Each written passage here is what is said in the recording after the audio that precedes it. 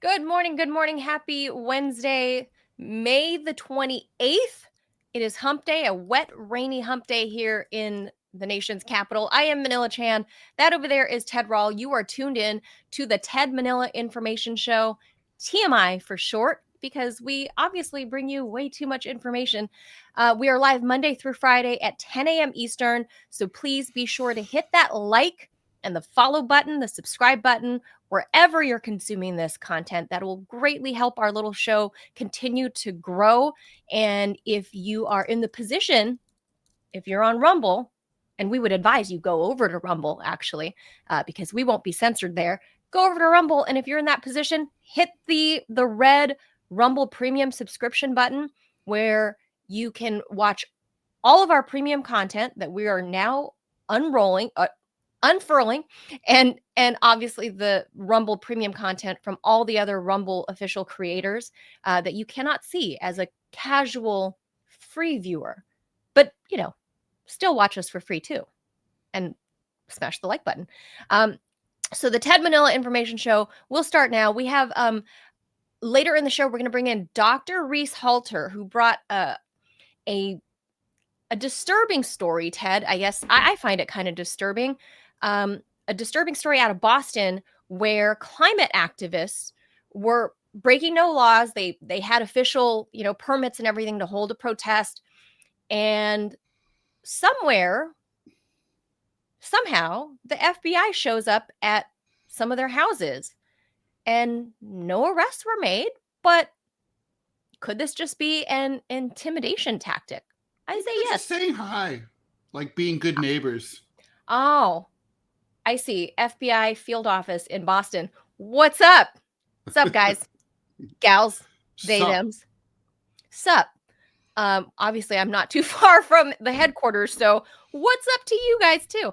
But that's kind of concerning, given that none of these people broke any laws. So we're going to talk to Dr. Reese about that, about the crackdown that seems to be looming against all kinds of activism, and especially given this kind of ugly history I think the FBI's had with folks like the Weather Underground and stuff like that, specifically left-leaning demonstration groups. Well, go all the way back to the Palmer raids of the 1920s. But anyway, we'll talk about all that. I don't even know that one. But of course, we'll also tell you a couple of other things of interest, like Trump is polling well. Like, go figure. We'll tell you all about that. We'll also tell you about how Trump is attacking more in Boston, Harvard again, and what he's doing there now. And of course, we'll bring it back here to the nation's capital because a very, very, very wealthy Silicon Valley person purchased the third most expensive home ever sold in Washington, D.C., and the identity has finally been revealed. The sale was closed about a month ago, but apparently this person's been lurking around the district, Ted. So we'll reveal who this wealthy Silicon Valley person is in just a little bit. So with that, stay tuned. Let's hop to the news.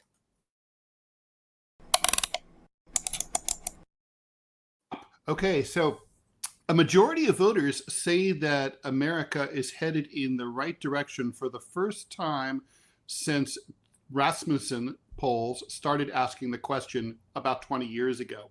The latest poll, taken May 18th to the 22nd, released Sunday, says that 48% of Americans think the country is headed in the right direction. 47% say wrong. 5% say not sure. Rasmussen's Mark Mitchell puts the numbers into context. He says in 20 years, the percentage of people who say the U.S. is headed in the right direction has never been higher than today. They started asking this question, right track, wrong track, back in 2006. And for us political dorks, it's considered one of the bellwether questions in American politics. One of the reasons that the Biden people started to see that his campaign was really tanking was because the right track, wrong track numbers just were stubbornly low for him, leading up to his dropping out of the race. And of course, obviously, the Democrats never really recovered there. Anyway, 48%, of course, is not technically a majority. Obviously, 50% would be that. However, Rasmussen also posted a an update Tuesday morning of the rolling average for the previous night and prior 4 nights that actually did hit the previously uncharted territory of 50%. They called it uncharted territory. That is a misnomer, a misspeaking, but uncharted. 50% say America is headed in the right direction. 31% of Democrats say the same thing. So obviously most Democrats are not feeling the same way. Real Clear Politics, which conducts an average of polls, shows a huge swing toward optimism. A November 2024 survey showed that 63% of Americans at that time thought the country was on the wrong track. That would indicate certainly, why the election went the way it did, with only 26% saying that we were on the right track. That's 37 points underwater, as pollsters say. Now 51% say America's on the wrong track. 44% say we're on the right track. Underwater by 7, still underwater, but a 30-point improvement. This blows my mind. Okay. I'm shocked. Seriously, everybody I know is basically suicidal, and they're looking to figure out, if they can, figure out if they have like a great grandparent who has like Bulgarian citizenship, that they can somehow, allow them to leave the country. There's been reports that the UK and other foreign countries, Canada, France, and so on, have record number of passport applications from the United States. I can sort of vouch for that. The other day, I went in to renew my French passport here in New York at the consulate, and they told me it was gangbusters with new applications among Americans who are looking to move to France, because they have a French relative or something. They're entitled to French citizenship. Other people are inquiring about getting work permits to move to France. So I don't know. Obviously, I think this is definitely a tale of two Americas. Liberals and Democrats are completely despondent. Republicans apparently are pleased as pie. Certainly they can't say that Trump's not doing anything, but a lot of Trump's actions, he hasn't really followed through on some of his promises. It's certainly not like the economy is getting better really in any appreciable way. It's not noticeably better, or in some ways it's worse than it was like in November. Inflation continues to rage.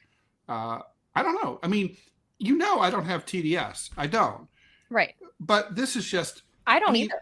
I think it's shocking because if I had to put I wouldn't have said that the pessimism was worse than it was last year. But I would have certainly not expected that so many Americans are feeling, they're like walking on sunshine and don't feel good. That's weird. Yeah, I was shocked when I read the article this morning. I thought there would be a more disparate set of numbers. Mm-hmm. It seems like America is totally split here, which I really thought Donald Trump was going to be less popular than these polls show. And Rasmussen is not like some schmo no-name poll, right? Like they're a reputable company that does actual on the ground, on the phone research, and they do real polling. And I think those are numbers you can mostly rely on, unless you're talking about the 2016 election, where everybody was off. But in this case, I can't get my mind around it, Ted. I'm really shocked. And I don't know if it's just the circles that I run in and the people that I know, that it just seemed unbelievable to me. It just doesn't seem right. Usually, I feel like I'm pretty good at having my finger on the pulse. Back in 2016, I wasn't shocked by the Trump victory. Oh, I predicted it. And as did I. And, I was on the ground on the campaign trail. I said these polls are flat out wrong. But granted, I'm not on the ground anywhere now, like on obviously traveling through the country anymore. I'm not that kind of reporter anymore, but I can't understand how the polls, I'd like to see how they got there. Look, I would normally question them and say, well, this poll must be mistaken. And it could be, obviously, but Rasmussen has a good record. They were one of the polls that successfully predicted 2016. So I don't think they're full of shit. I mean, there's no reason to think I don't that either. right now. I have a good amount of faith and trust in them, in the way they conduct their polling. So I don't feel like they asked, 700 Republicans and 300 Democrats, right? Because they cite that over 30% of Democrats that they polled fell in the positive camp for Donald Trump. Yep. So that I wonder what those people who responded to the polls, I wonder what brought them to that conclusion. That's what I would like to know for sure. I mean, like, are you happy about, yeah, what I is don't it, know, what is it that you're liking? immigration? Do you like the deportations? Do you Right. I mean, it excites you to be sending people to gulags. I mean, you're getting horny thinking about that.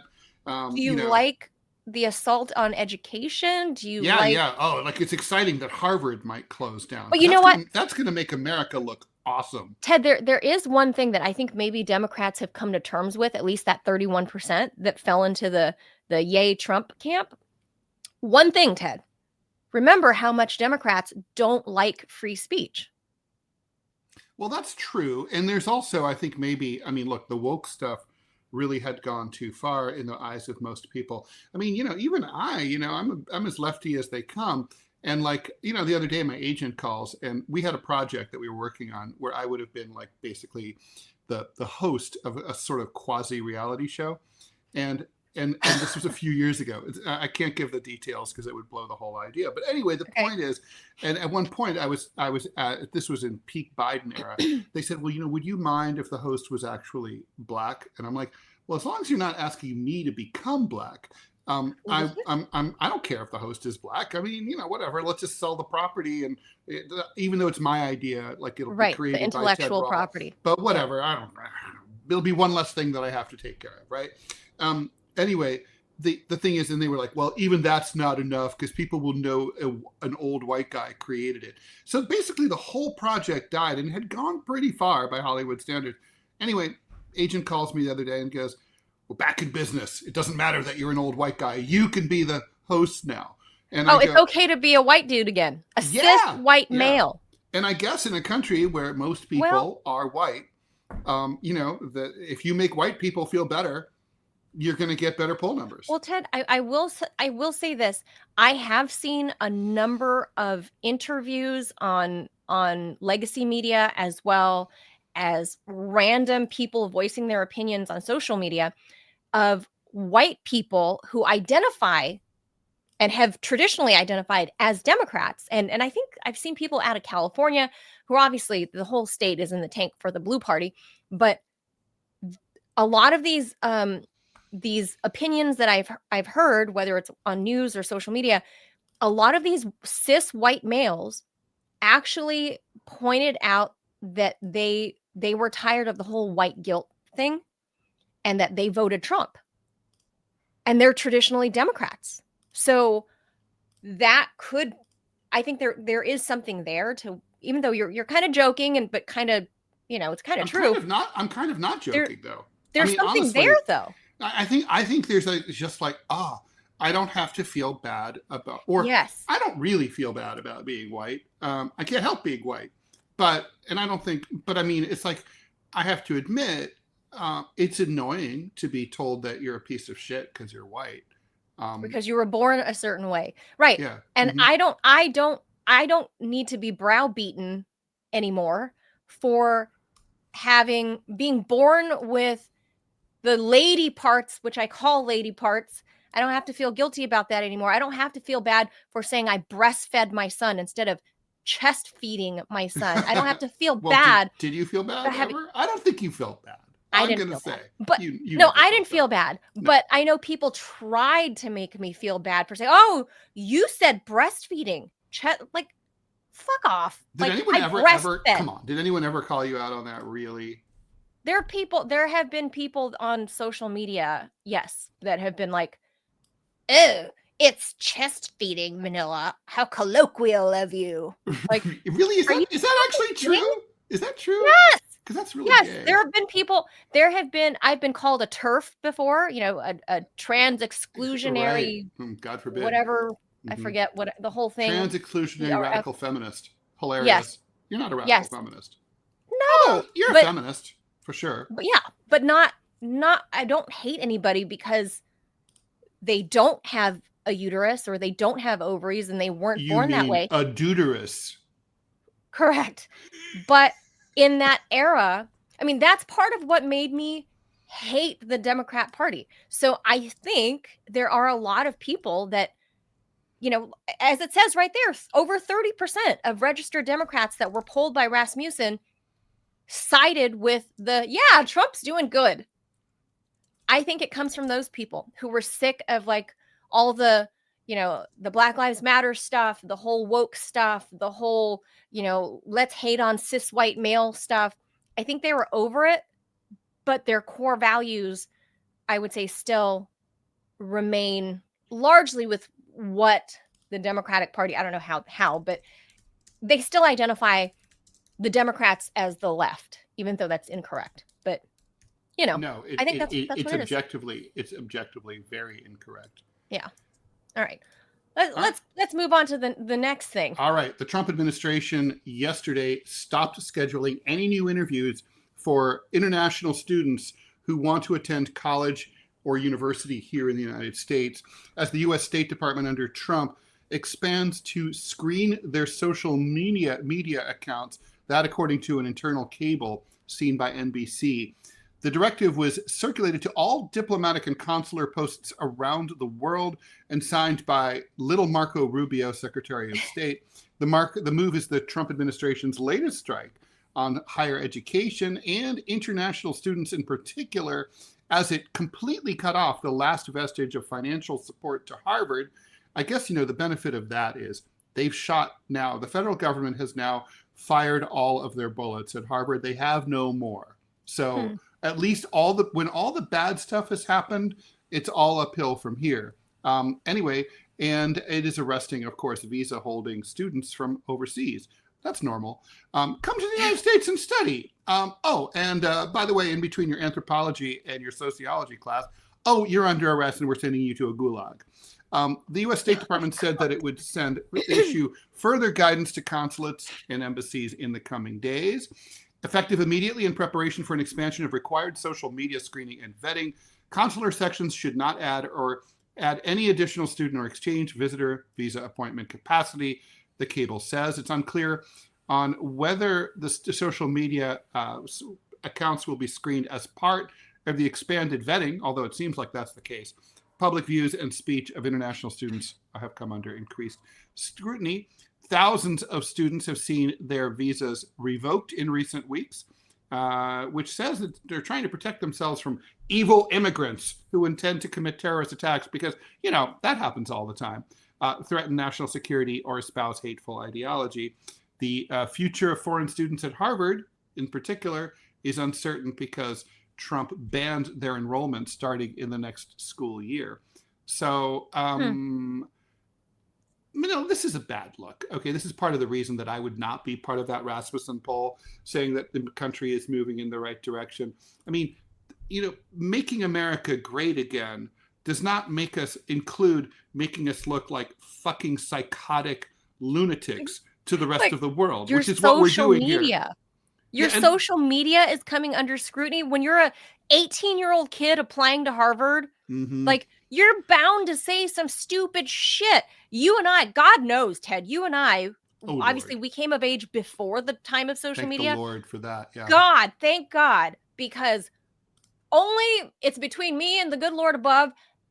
Only he knows the stupid bullshit that came out of my mouth when I was 18 years old, or back then on my notebook, right? That I'd write or scribble with a Sharpie on my peachy folder.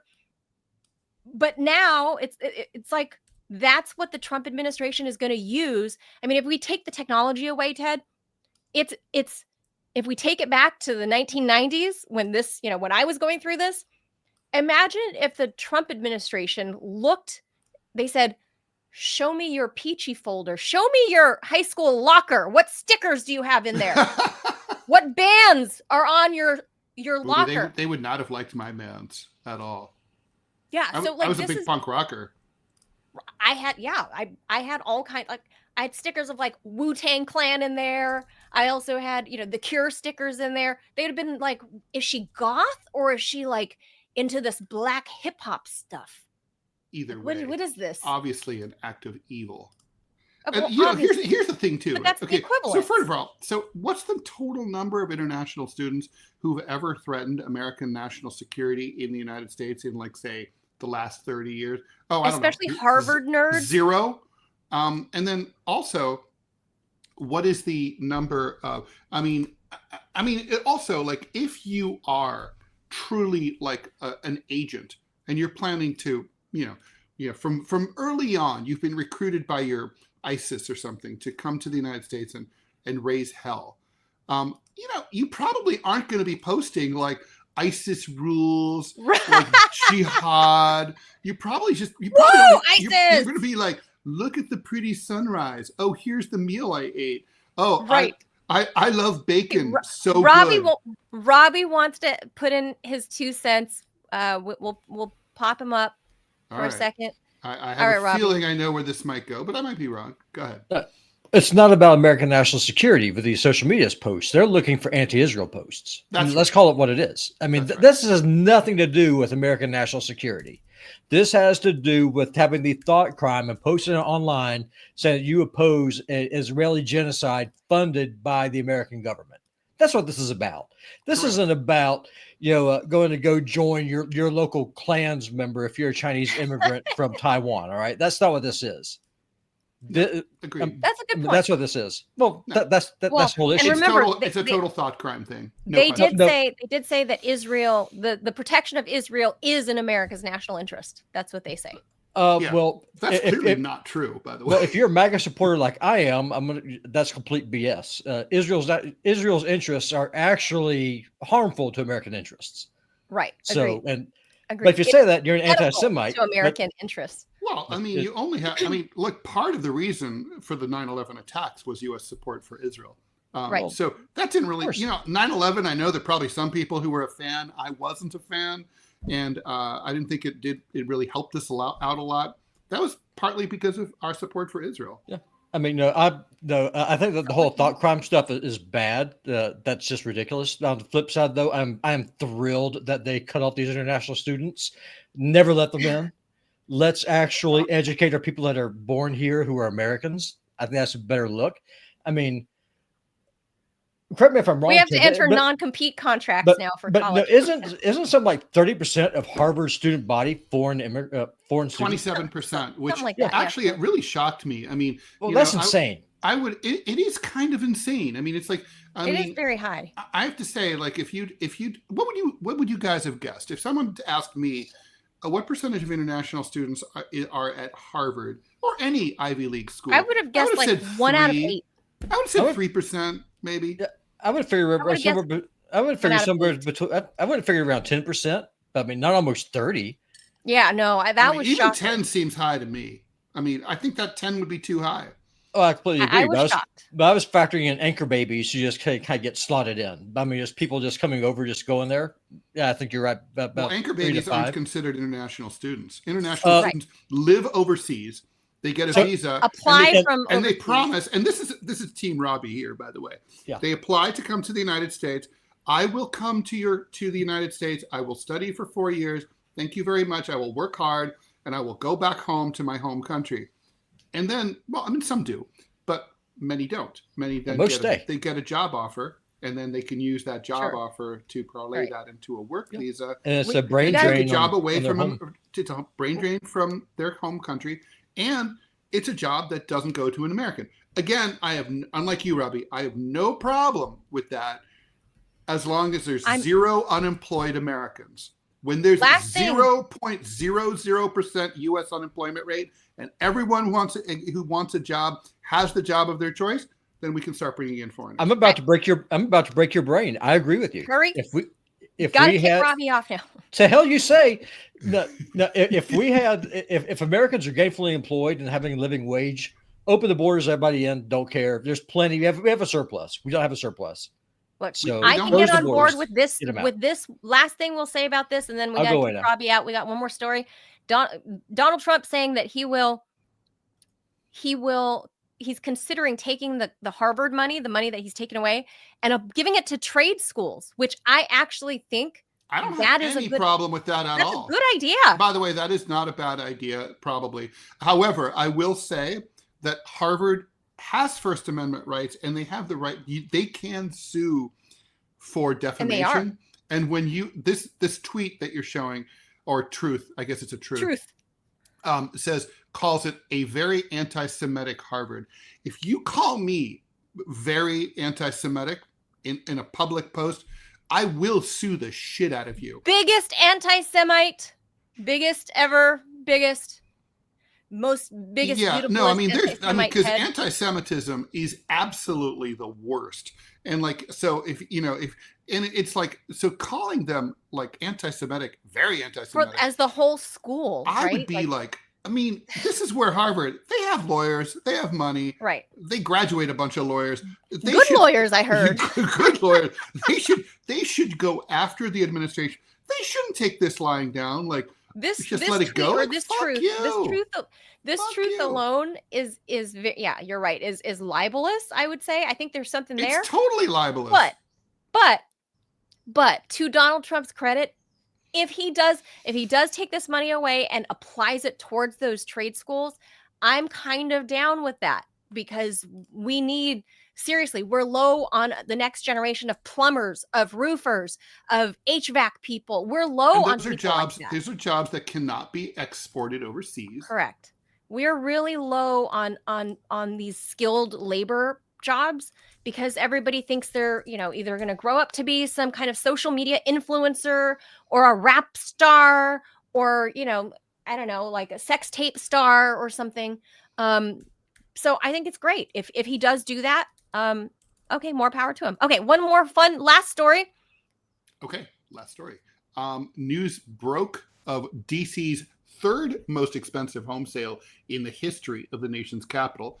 The buyer turns out not to be a former president or an old money heir, but none other than Meta's own Mark Zuckerberg. It's highly surprising for one of the world's richest men to grow his real estate portfolio by buying this house, which he's paying $23 million. Of course, he's worth $185 billion, so he can afford it.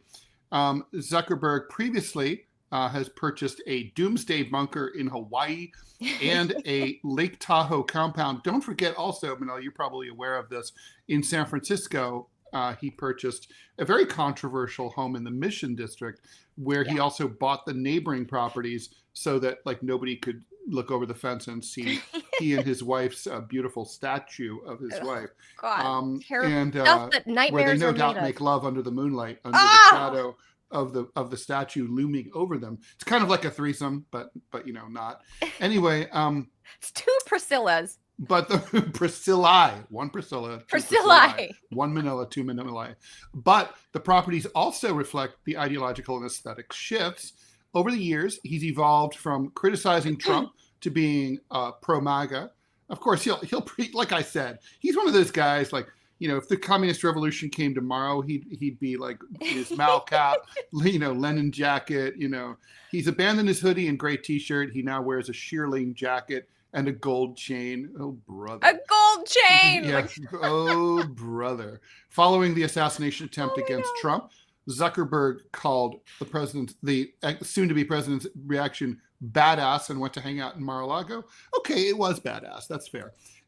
Anyway, Zuck's purchase of the DC mansion, which, by the way, I don't know where it is. You might be aware of what neighborhood this is in. Yeah, but anyway, it said what neighborhood. Yeah, you should look that up while I finish this story. But anyway, comes as he lobbies the president to settle an antitrust suit against Meta.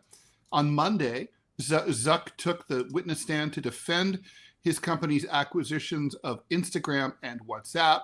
Yeah, no monopoly power there at all. Michael Rankin, principal and managing partner of TTR Sotheby's in DC, repped Zuck in the sale. Rankin did not mention the specifics, but said that current activity in the luxury housing market in DC is on par with previous election cycles. The patterns are consistent. The players are different this time. They all need nice houses to live in. For people who are not aware of all this, but obviously it makes perfect sense. Whenever there's an election, a lot of people leave DC if their party is no longer in power because they're now out of work. Right. And a lot of new people whose party is now in power come in. So there's churn every 2 to 4 years, or every 4 to 8 years, or whatever. But there's churn. And so then things come up for sale. And yeah, did you find out where this house is? Oh, I didn't. Yeah, I didn't. I Okay, seem to never mind. recall it was right around just outside of Georgetown. I want to say it's near the National Cathedral. Oh, I okay. forget the name of the neighborhood. So, but of course, because that's where you get big plots of land. Like this It's is very the leafy direction. there too, right? Very He likes his leafy. privacy. Yeah, you're headed towards like the Chevy Chase area of Maryland, like by that border. So that and what a moppy looking dog he has. But this is we're looking at Meta's like video, like they put out this video of a day in the life of Mark Zuckerberg. So this is what we're looking at in one of his homes, but I suspect there's It's always some weird, like these rich stuff people. happening. Notice how few things he has on his cabinet. Oh, wait, do you see his t-shirts? Look, let me just go back. He has like all the same gray t-shirts. This is look at this. Super weird. No, actually, though, there's a lot of people who, you may have noticed, I tend to wear a lot of the same clothes too. For us incredibly wealthy, powerful men, we don't like to spend a lot of time thinking about what we're going to wear. So, like Obama has, like he has the same exact off the rack suit, like 15 of them, because he's just like, oh, this one fits great. I'll get a bunch of them. Fine. When they're at the laundry, launder 10 at a time. Nothing. I get it. It's fine. It's comfortable. It's like something he doesn't have to think about, right? Yeah, but then you look like you're wearing the same shirt and jeans every single day. Absolutely. And you're a man and you can get away with that. Who cares? I mean, I know, but no one cares about I wear the same shoes every fucking day. I wear the same I wear the same exact I wear black skinny jeans every day. I wear the same exact merino wool t-shirts. Well, I mean, Steve Jobs famously did that too. So I think I read somewhere that they do that because it preserves brain power, so you don't have to expend it on. Yeah, that's true. It's also random just like shit. It's a time thing. It's something you don't have to think about. It's also branding. I mean, honestly, it's like that's like his look. There be Zuck. I mean, that's Mark Zuckerberg, right? So this is he does look like a space alien. I gotta say, he absolutely does, and I think that whole Priscilla statue that's like that weird, scary green color. I think that's how he envisions her in his native skin. Do you think she's Kubrick? I think he's trying to turn her into whatever his natural state of being is. From you mean like in his true form, back on his home world. In his home planet, he's that color, and the women are that color. So he's like, this is how I envision. Even they might have completely different gender. Right, female, situation. Whatever. The female could be non-binary over there. I don't know. But either way, this little alien dude is wealthy AF and has the third most expensive house in the district. It's so funny about and that's a mantle. They have so many that's the house? That's the house. This is the actual house. It's ugly as shit from the outside. Inside, it's very generic. It's just very California modern on the inside. The outside is ugly. Oh, it's disgusting. It looks very ugly. Honestly, it looks like a shitty church from the late 70s in Ohio. Right, like a cheap makeshift church. It's very ugly on the outside. DC is really trying to modernize their architecture of the houses that are for sale in this area and move away from these colonial, like there's the house again. They are trying to emulate California style houses. Suburban. It's gross. They're really trying to emulate California style housing. I mean, look at the interior, right? Like this is very Californian. The outside, they're trying to replicate that, and I don't think they've successfully done it yet in these rich neighborhoods. It looks kind of out of place because obviously it's different climate here. You can't have the same type of less sloped roofing because there's snow. Like there's a reason those roofs are. Wait. I'm calling There's bullshit snow on this. and Oh my rain. God. Sometimes it snows an entire inch. Okay. This isn't St. Petersburg. Okay. There's the house. It's like, it's like they don't need A-frames like that. Give me a break. Well, the not building this that I'm in much. right now has a flat roof, and I'm 100, 200 miles north of you, right? I mean, like, don't. Well, my point is, in California, you do not need pointy roofs like that. That's a style thing. My point is, it doesn't. In California, we tend to have less slopey roofs, which lend itself to the modern housing style that's very popular in California, because the weather is very gentle and temperate, other than being very hot. But we don't have stuff falling on us. Oh, we just lost Dr. Reese. He popped in and then he popped out. I'm sure he'll be back. But that's the house.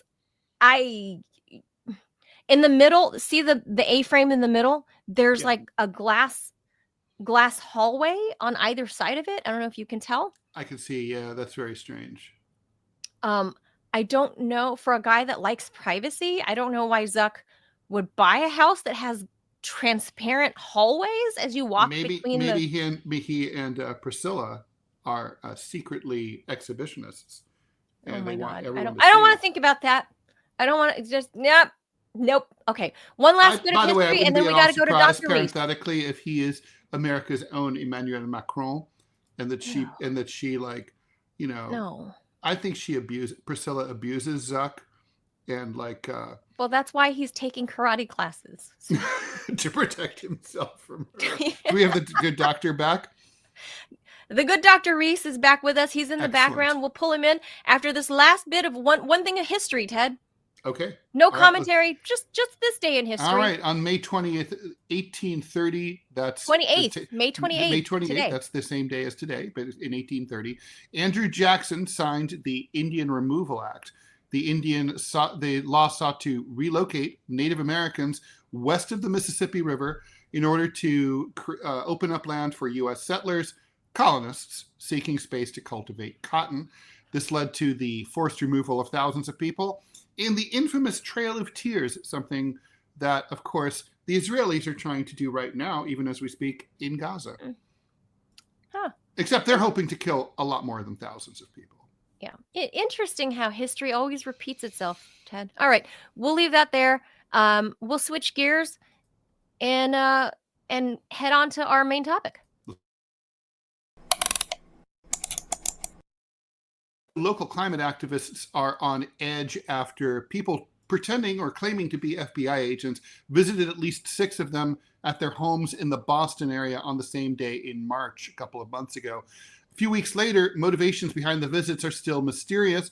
None of the activists has any history of violent protest or felony criminal charges in federal or state court.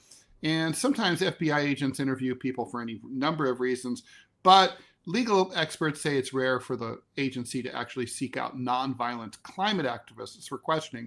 Whatever the reason, some lawyers say that the visits could have a chilling effect on free speech. Duh, that's the point. Nathan Phillips was sitting in his office at Boston University, aka BU, on a Thursday afternoon when he got a text from his wife, called her up right away. She said that 2 guys had just come to their house in Newton and asked to see him. One of them flashed a badge and said he was FBI.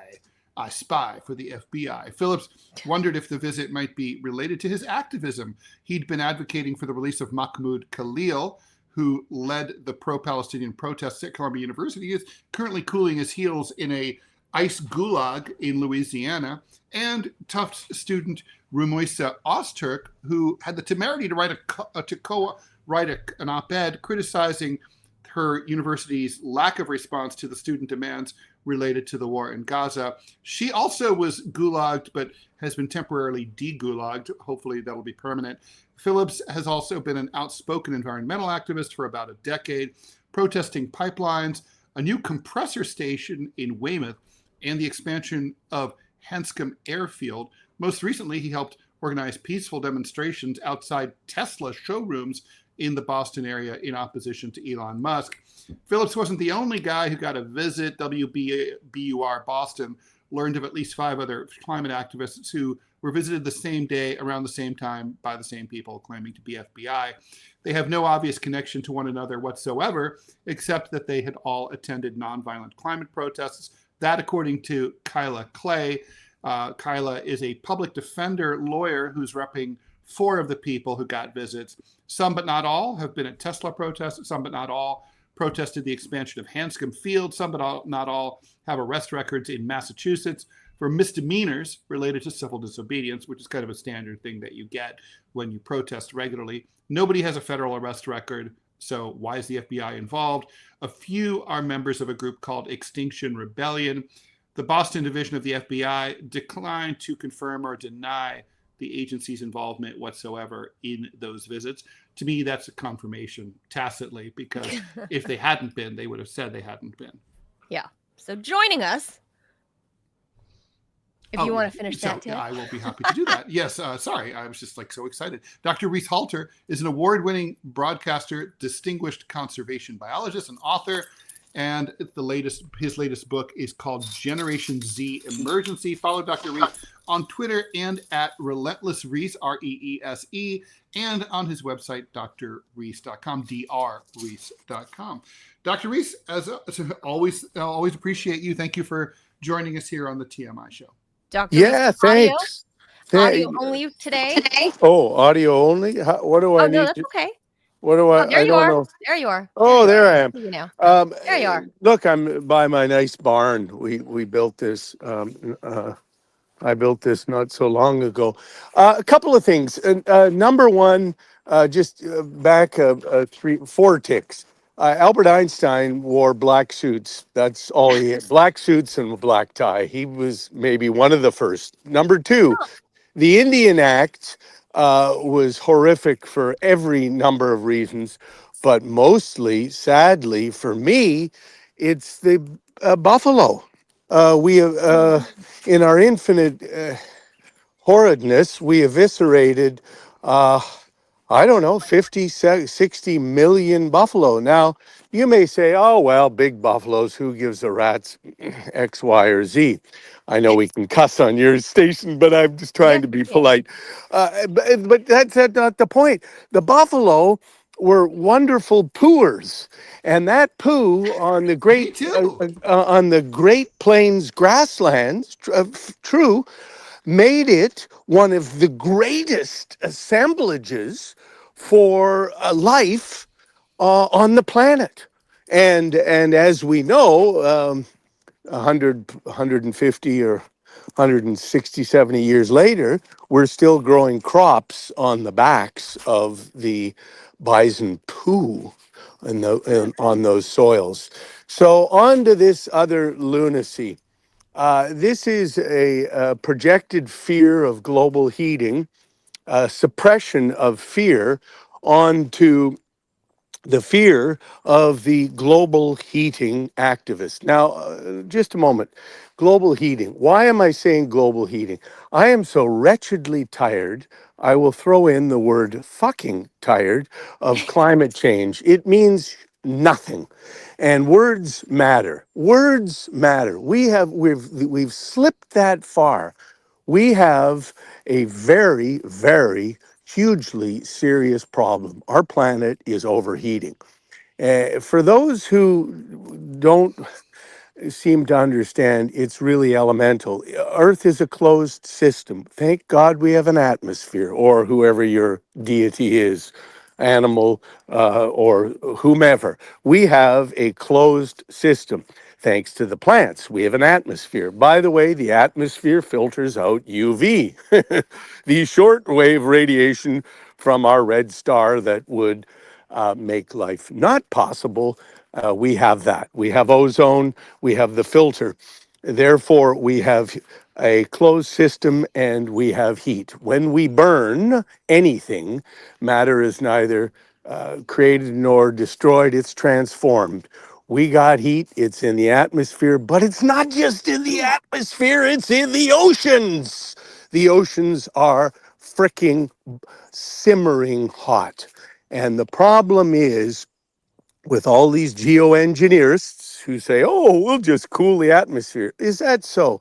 The oceans occupy 99% of the livable space, occupiable space on our planet, and they've got a lot of heat. The only way we're going to deal with all of this is to back down on the combustion, and some little refugees will survive in the coming decades, but not civilization.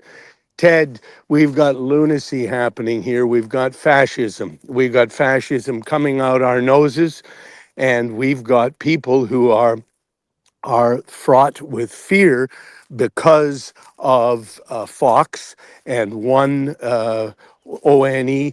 Did you see that ONE or whatever that crap OAN, thing yeah. is? OAN. OAN has replaced Voice America.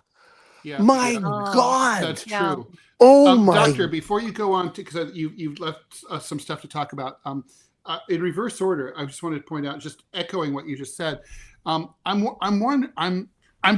totally pessimistic about our chances. Just this morning, I was listening to, the latest climate change report. We'll get into that phrase, where basically there's no chance whatsoever of dropping below 1.5 degrees Celsius over the pre-industrialization benchmark, which is where we need to be desperately. And in fact, we have not made any progress whatsoever as a species to reducing the emission of greenhouse gases at all. No. And at all. We're not even lame. We don't even get a D-, right? We get an FFF. But also, and I just wanted to sort of say, I think, we were calling it global warming. And then I think scientists were, then right-wingers were saying, but wait, there's some places where it's actually getting colder and there's more snow. So therefore, global warming isn't happening. So then as a response to that, the environmental community said, okay, we'll call it climate change. My personal favorite term is climate weirding. Yes. Because there's more chemistry, more stuff in the atmosphere. Good call. And but I mean, I hear you. I do think it's basically like if you increase the total net average temperature of the Earth, of course, a few places are actually going to get colder because it's so complicated. And there's, for example, you will melt ice caps, and that cold water, that ice will slide into the ocean and cool those oceans, and that will create a cold place.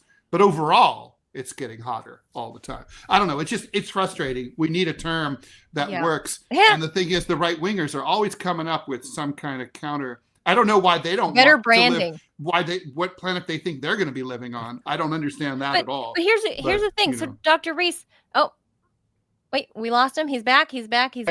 Yeah, I'm back. There you are. So Dr. Reese, here's the thing. So you brought this to my attention, and I find it really suspect that this happened a month ago, and no media outlet except the local NPR was reporting on it. What we're looking at on the screen is the local CBS Boston when the protest actually happened, which was fully permitted. They didn't break any laws. They didn't bust windows. They weren't, it wasn't a violent protest of any sort. My question to you is, why do you think this new FBI that's headed now by this guy, Kash Patel, why do you think they're just appearing at the houses of these protesters? I find it to be that it's meant to serve as a chilling effect of free speech, so that these people get rattled and they stop doing these protests. Well, first of all, a prequel question too: is there a chance that this is not the FBI and that it's someone else? Could be. We don't. That is conjecture. We don't know, but it is a chilling effect, and it signifies that we're in a fossil fueled world, and the fossil fueled fuelers run the show, and we know. I wrote a piece 6 months ago. We know that Trump said the world is worth $1 billion because he said, you Oilers come down to Mar-a-Lago and give me $1 billion, and the rest is history. I don't know how much the Oilers gave him. Who knows? but it's God, it's depressing. We're not even going down with a whimper. Uh, You would think someone it's as it's rich as Trump is actually now for real, that he wouldn't be bribable. You know, if I had billions of dollars, I Well, wouldn't be bribable. no, I would say this. This actually, this is my working hypothesis. The reason the sovereign wealth fund thing has come up is some bean counter said to him, in 7 years we can get $1 trillion from these asinine tariffs, taxes on the people. This is a tax on the people. And then the notion came up. See, he was jonesing the Norwegian sovereign wealth fund, which is 1.2, 1.3, 1.4 trillion dollars right now. And that's been over 40 years. So it's not a 0 to 60 in 3 seconds. They want it in 7 years. And the reason is they want 10% of that in Bitcoin. Dial back, who's got Bitcoin? The Trump family.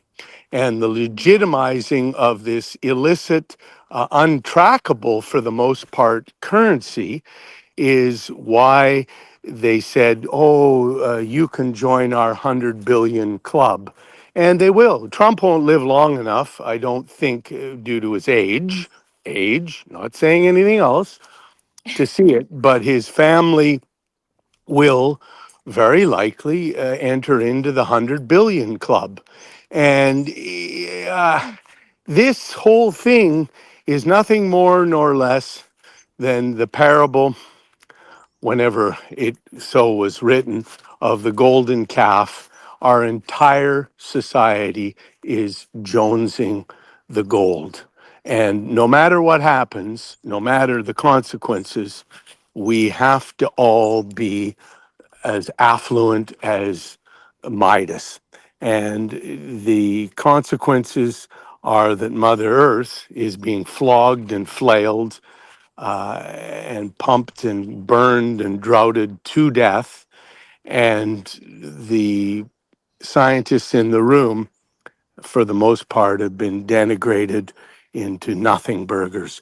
This happened, Ted, 30 years ago with some bum named Bjorn Lomborg. He wasn't the first, but there around the turn of 2000, it all of a sudden came to be that one contrarian out of 100 controlled the microphone. And when that happened, the one contrarian scientist was given the microphone. That's really been the end of common sense. Listen to the expert scientists. Now, there are mistakes. Not every scientist is going to have an opinion that is safe for others. But in general, science is very cautious. And when you have the kinds of thousands, we have hundreds of thousands of global heating research papers, peer reviewed, that are all saying the same thing. And when that's quieted, that's the end. That is the end. And I would commend the Paul. I'm thinking of his life story. Paul Ehrlich wrote a book called Life, his story of his life. He's 92. He was a population bomb guy in the 1960s, late 60s. Yes, he missed, he said the world wouldn't exceed 5 billion, or around 5 billion, there would be trouble. He's missed it. It's probably will get to 9 billion, and that'll be that. But it's a good book, and he and thousands of others are aware of the pending collapse.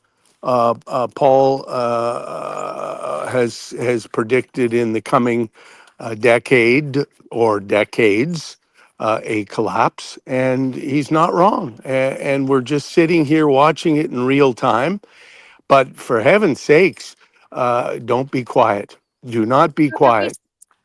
but it's hard for regular people who would otherwise be keen to take part in what we can see on, I've shown it on screen from CBS Boston here, was obviously a peaceful protest because Yeah.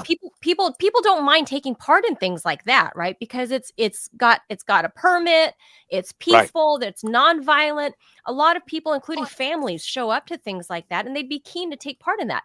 But now that the FBI is randomly Yeah. showing up at these people's houses who did nothing wrong other than to voice their protected First Amendment speech, to say what they think about what's happening, the rollbacks for climate protection that Trump has already done in the first 100 days. These people, it's going to scare off who would otherwise show up, these Yes. friends and families. It's going to scare people off. And I think that's an awful precedent to set, even if they're, the FBI is like, I don't know, even if they don't answer, number one, but if they show up and they're like, we're just here to ask a couple of questions. Were you at the Tesla protest? I mean, I don't think that's a coincidence that Elon Musk is this special advisor. Tesla stock tanks by like 50%. And then the FBI, we lost, is Dr. Reese there? Stream audio only. So I don't think it's a coincidence that these people are getting asked questions like, were you at the Tesla protest? Yeah, no, I agree. I mean, it's this is what fascism is, and it's even more Manila and Ted that less and less people read. So the reason we have history as a subject is because it's vitally important to learn what happened in the past. And I fear, as others do, that with the complete and utter takeover by the screen. I was in an airport the other day and my plane was late for 6 hours. I saw hundreds and hundreds and hundreds of people all glued to their screens. I saw 3 people reading a book, an actual book. And so, yeah, and the average person doesn't know how to cross reference. The average Yeah. person doesn't know what to do. And for good reason, they go quiet or go dark. And this is what these awful, awful, awful humans who should never be in public service. You know, the Positions of politicians, power. yes, they're public servants. And in fact, what we're seeing in real time is a repeat of the end of the Roman Empire when corruption was so in your face. And who cares? Who cares? Yeah. Just get in Fair while the point. getting's good. Uh, it's Yeah. but but I commend to the listeners or the viewers Scott Pelley's address on the weekend or the weekend before to the Wake University and his railing against the administration and peace and our well-being. We have to stand up any way we can. At least if you don't want to protest, somehow, some way support groups and individuals that are speaking out in any way, in volunteer or do anything or give them a buck or do I would anything. say, Dr. Reese, it won't be long. If you do that, it won't be long before they start digging into the funding and who donated what, and then you Mm, get a knock at the door from the FBI too. And they'll yeah, and they'll start declaring these groups to be terrorist organizations. Yeah. yeah, They're declaring everybody they don't like to be a terrorist organization, yeah, and then radical left. the law allows them Yeah, to. they're going to call everybody the New Weather Underground. I feel like that's what they're going to do.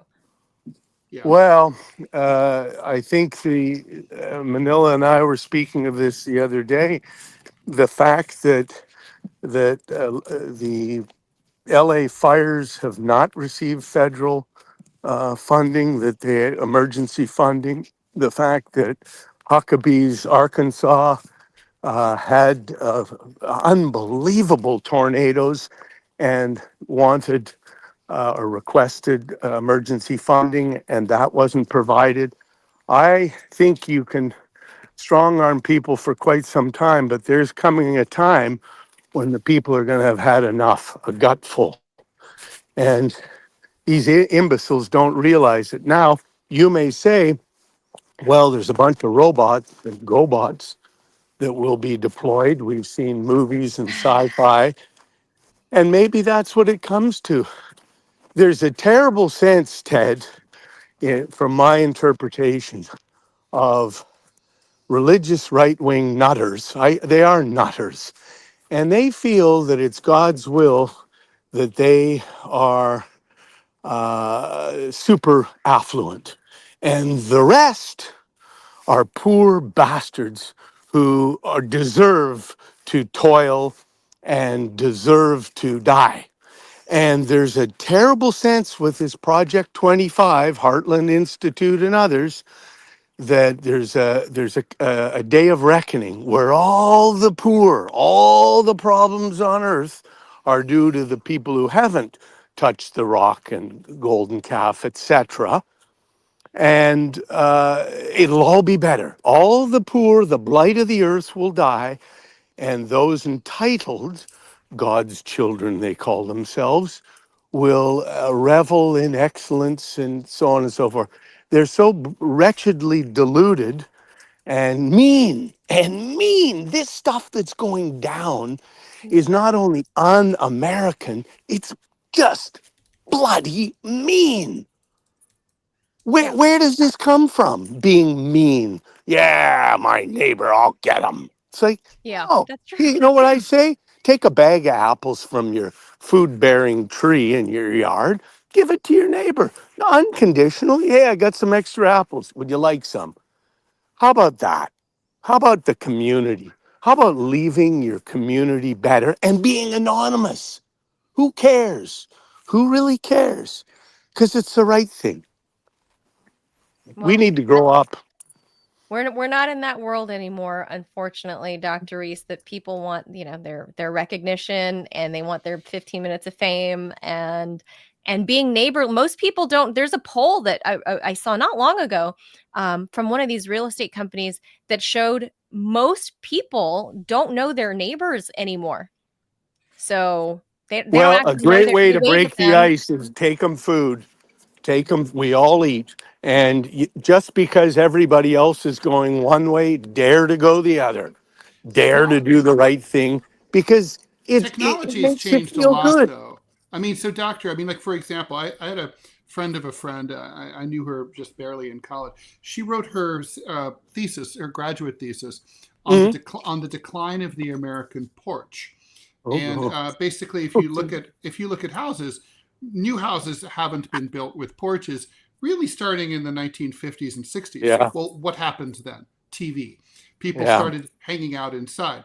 When I was in yeah. high school, my high school girlfriend lived in a canal town in northwestern Ohio on the Uh-huh. old Miami Erie Canal.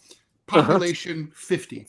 Wow. Florida, Ohio, right? They didn't even, the town was so small, the streets didn't have names, and there were no house numbers. Like Nice. you literally just mailed like John Smith, Florida, Ohio. The letter would get to you because everyone knew who you were. They had a party line phone. So Wow. Yeah, yeah. The so phone would have different pips, so literally, it would be different like you'd pick rings. up the phone and be like, "Oh, Dr. Reese is on the phone. I'll pick up later, or maybe I'll listen to his call." Anyway, the point is that like the entertainment in the town on a summer night was that you just went for a little walk, and then like someone would say, "Hey, come over here," and they'd be on their swinging chair on the Oh, porch, the and they'd porch be swing. come over here, set a spell, have a pop or a beer, and you go and talk, and then it's like you'd be done after a bit, and then you'd be like go for a little walk, and then someone else would invite you over. That was your evening's entertainment. It was Communal. absolutely wonderful. Yeah, Yeah, absolutely. Communal. yeah. Yeah. I think those that's a bygone era. Dr. Reese, thank you so much. We'll leave it there. I'm putting your website back on the screen so folks can go check out your work and check out your books if they would be so inclined. Right there, the Incomparable Honeybee was my start to learning about Nice. uh, Nick. what is it? Nicotinoid? Neonicotinoids, nerve poison. Say yikes. Yeah. That was my introduction to all By the of way, this. I didn't know that honeybees are not a native species to the New World. I just learned that in the Africa. book 14. They came with the Columbian conquest. Yeah, Africa, and they migrated. The one we depend on, mellifluous, or melliflua, excuse me, is an Italian honeybee, and that Italian honeybee now, in the order of, I think the last calculation I did was 1.6 or 7 trillion of them at any one moment in time, give us a giant amount of food. And now what we're seeing, of course, is with them dying, how the native pollinators, the hoverflies and native bees and moths and butterflies and others, some mammals, ants and others, are trying to lift and pollinate. It's super tricky. I will say we just lost at least 50 billion bees in America. We've come off the worst year over year loss in the history of our nation. So it's really tricky. It's really, really, really tricky. And it's a call to action. And it's sort of like, wake up, right? Wake up. You all can learn about that from Dr. Reese right here. See this little book, The Incomparable Honeybee? It's actually a small little book, good, fast little read. Yes. And you can go to drreese.com, drreese.com, and he has a lot of stuff that you can learn about there if you like learning from a science perspective that's written in a manner for non-science people like myself. It's a good resource to go to. So that's what his website right here looks like. So Dr. Reese, thank you so much. Thanks a bunch for having me. Love Thanks, having Doctor. you. Always a pleasure. Keep well, guys, and keep broadcasting, please. For sure. Will do. Thank you, Dr. Reese. Thanks, Doctor. Take care. See ya. Bye-bye. You too. Bye. He's looking good, by the way. He looks great. He's like aging in reverse. He's like Benjamin Button. Like, what's going on? He just hasn't aged. That's the thing. He's just kind of, but he's looking vegan. Better. He's vegan. He lives like out, like in NorCal where the air is fresh, and he except when there's wildfires. But okay. Well, he walks the walk is my point, and he's living he lives in a nice place. Yeah. Mm-hmm. Yeah, nice clean environment. And obviously, every time we see him, he's always walking. Always walking. He's always doing something. We should start doing the show while we're walking, Manila. We should be out there. You should be there on StreamYard. Like, I'll be like, start running away from the pit bull down the street. I'll be biking through Central Park. Yeah, if the FBI agents chase us down the street. This is my right. I can walk around. By the way, I just want to point out another thing about the FBI that's particularly ominous, right? If cops come to talk to you and fuck with you, you don't have to say a word. You can respectfully decline to talk to them. You can just say, I don't speak to cops. I'm exercising my right to remain silent. FBI agents can't. You can't do that with the FBI. They're federal investigators. You have to answer their questions. If you don't, you can be arrested for impeding a federal investigation. So there's special laws. It's different. Yeah. So I thought it was applicable the same way. As it ought to be. Like, nope, I don't talk to. It ought to be, but the Supreme Court has ruled. So it's kind of like when they show up, you kind of have to tell them the truth. It sucks. Let's do it. Robbie says we got an ad. We have an ad before we go. All right, I'll read that, and then we'll be on our way. I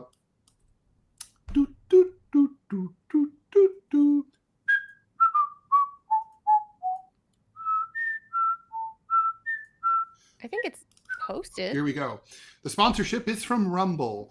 This sponsorship is from Rumble, one that is incredibly important to the survival of the company. When Rumble first started in 2013, they built a platform for the small creator. They didn't censor or have biases. They were fair and treated all creators equally. No one thought platforms would censor political conversation or censor opinions on COVID, but they did. Facebook admitted they felt pressure from the Biden and Harris administration.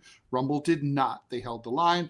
They are attacked daily for giving us a voice to talk to you. They're attacked in corporate media. They're attacked by governments like France. They are attacked by brand advertisers I hope they're not attacked by like the French First Lady, because that could be even worse. Who work with them. Corporate America is fighting to remove speech. Rumble is fighting to keep it. Rumble won't survive with brand advertisers. They don't get much of it. Watching our show on Rumble is the most they can ask from you. But if you really believe in this fight and you have the means, one major way you can help Rumble survive is by joining Rumble Premium. Join the community that believes in the First Amendment and believes in our human right to free speech. Rumble's offering $10 off with the promo code STUDIO when you purchase an annual subscription. Go to rumble.com/premium and use promo code STUDIO. Like I said, if you have the means and believe in the cause, now is the time to join Rumble Premium. If you don't have the means, we're just happy if you watch us here on Rumble. Gotta say, Manila, you and I are about to do a Rumble Premium episode in about. We'll be live for that, or will we be? No. It's a recording. It's a recording because we'll drop. When are we dropping that? Later today or what? I think so. I need to look at the calendar to make sure we hit all the right marks. But yeah, producer Robbie said thumbs up. Yeah, later today. All right, we'll be dropping that. Do you want to tease it? We should tease it. I will tease it actually. Tease it like you're a French president teasing your teacher wife or something. I don't know. Your elderly teacher. Slap them with it is what you're saying. By the way, I don't like how people were cracking jokes about that. I was watching The Five on Fox yesterday, and they were just like cracking up. And I get it. But the truth is, it's domestic violence. I think it's objectively evidence of grooming and lifelong abuse. Well, it's certainly an act of abuse. I don't know if there's been grooming. But I know I know abuse when I see it. That's abuse. 15 years old. Come on, let's remember. Yeah, but anyway, so the Rumble Premium episode today that will drop later today is, I'm calling it Summer Lovin' 2025.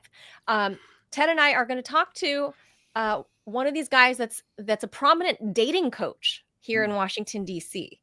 Because God knows I was out in the dating world once upon a time here in DC, and God, can these guys use a coach? But it's not only for I thought you were going to have a little bit of self-deprecation, Manila, and say that you could have used a coach. No, LA, maybe it's just I'm from LA and we're different. We're like more chill, but I don't know. It was dating out here was not, it was a different experience than for someone coming from the West Coast. But we'll talk to a dating coach about, what the dating scene is like in 2025. I'm curious to ask him about how all of these apps have changed the way people think and behave towards one another, just like you painted, Ted. Like, people don't go out on porch. There are no porches anymore. People don't interact anymore. So dating is on, is it on the decline? Well, when I, obviously, I came of age in the 80s, and and me in the 90s, and we had clubs and concerts. We did too. And bars. No, but we did too. Yeah, but really? Could you still pick people up at a bar? Ted, there were no apps. I was old enough to drink before social media was a thing. It felt like a lot of that stuff, like the hookup culture, vanished with the AIDS crisis, kind of, for a time anyway. Well, I would say the hookup culture became more prominent and easy after these apps, and the actual connections have dissipated because of these apps. And I feel like we've created a society of disposable people, and there's a whole set I agree with that. A whole set of different problems for single, especially young people that don't have a frame of reference of before the internet era, right? Like, they have no frame of reference. I do. I remember.